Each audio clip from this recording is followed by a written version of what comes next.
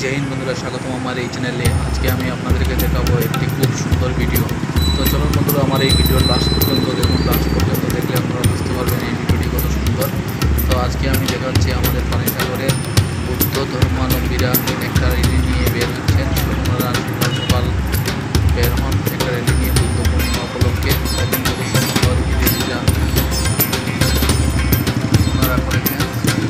এটা হলো আসাম-আগরতলা highway road.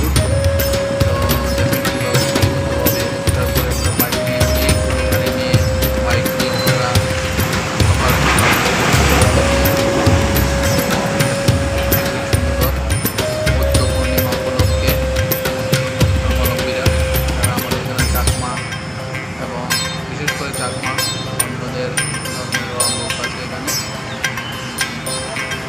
দেখুন বন্ধুরা